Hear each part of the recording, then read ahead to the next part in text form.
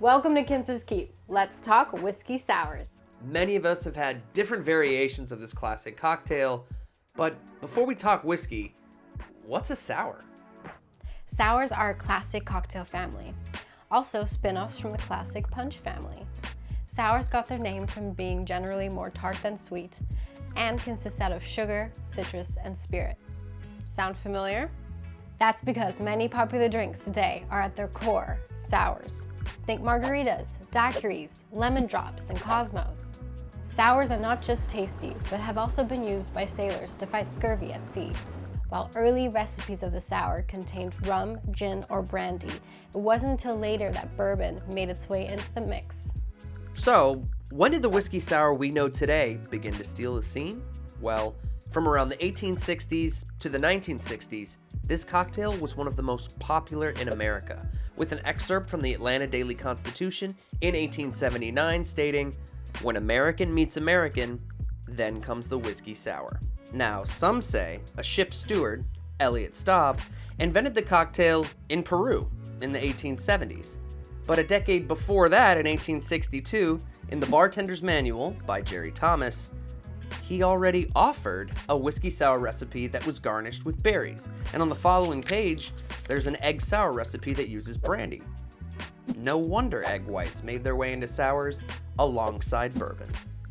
But before we talk whiskey, let's talk about a basic lemon sour recipe.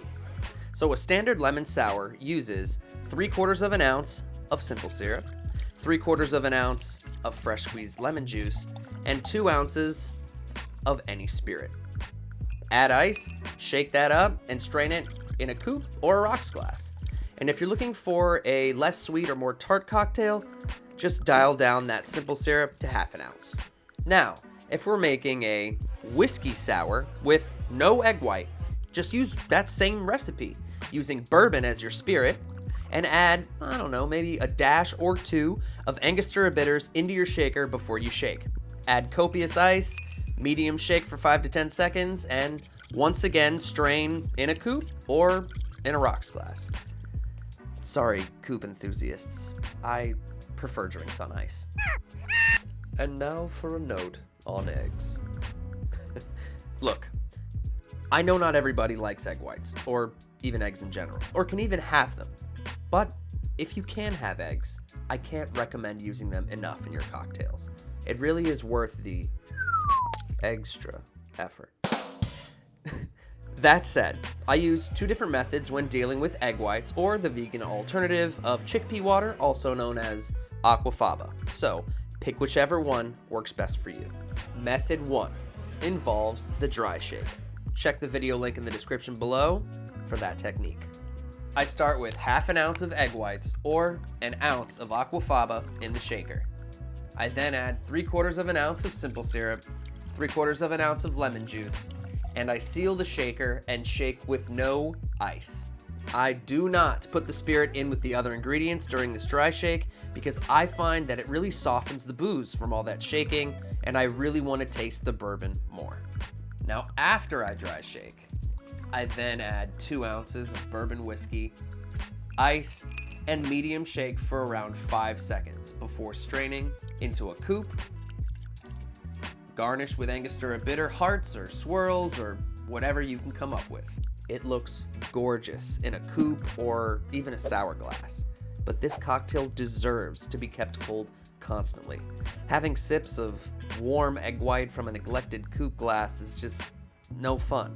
So, if you don't want to drink too quickly, just throw it in a rocks glass with some large cubes. Easy peasy. Which brings us to method 2, which involves our old pal, the ISI Whipper. Filling up that whipper with a couple of cans of chickpea water or the whites from a handful of eggs can save you so much time, especially since it eliminates the dry shake. You heard me. No more dry shake. Just make sure you add the contents of your whipper into the bottom of the shaker with your other ingredients before you shake. Now, I do not recommend just placing the foam on top of your drink. Your cocktail will lose texture, and it might just smell like a wet dog. Check the video link in the description below for our Angostura Aquafaba recipe, because that's what we're using in our whiskey sour today. And we've waited long enough. Let's make it. Since we know our basic sour recipe, let's get funky. Let's start by grabbing our ISI Whipper and adding a small, blob of Angostura foam in the bottom of our small shaker piece.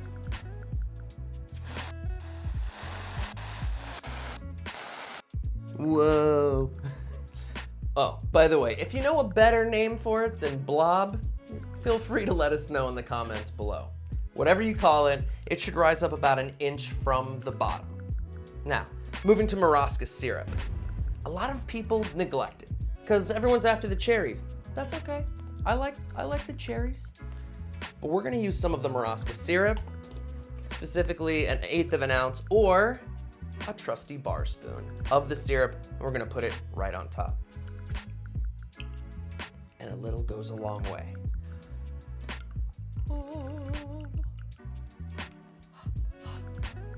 Moving on to simple syrup. Since we're shooting for 3/4 of an ounce or 1/2 an ounce, we want to be very mindful about the simple that we use because we already have the marasca syrup in here, remember.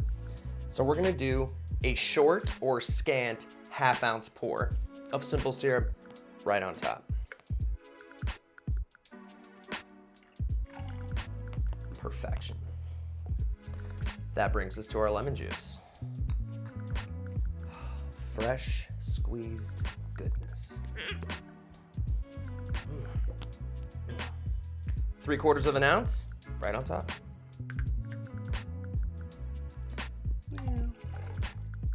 And we're gonna be using 2 ounces of Knob Creek bourbon.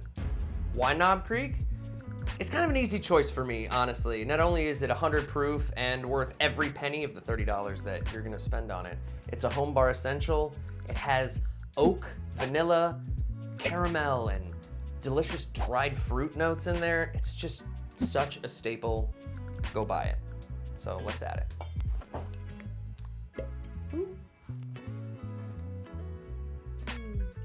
2 ounces, once again, right on top. Next, let's ice our glass. And you can use whatever kind of ice you'd like, but we're gonna use a large rock, just for that slow dilution time. So, huzzah! Yeah, that was a nice move. Perfect. Now let's grab some copious ice and add it to our shaker.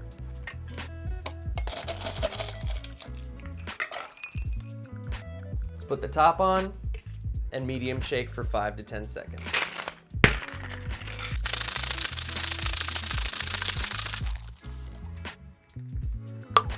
Let's grab our Hawthorne strainer and our fine strainer. Strain over ice. Beautiful. Then let's garnish with 3 Luxardo maraschino cherries.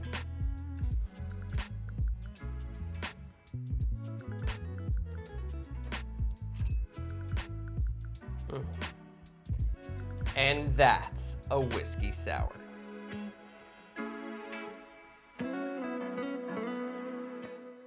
Before you go, how about another whiskey sour tip? Have you ever been drinking a whiskey sour? Kind of like this one. Let's just have a go. Undeniably delicious, but I'm a stickler. I really like the taste of bourbon. And if you're that way too, you don't always have to just add more bourbon. What if we just add bourbon that has a higher proof?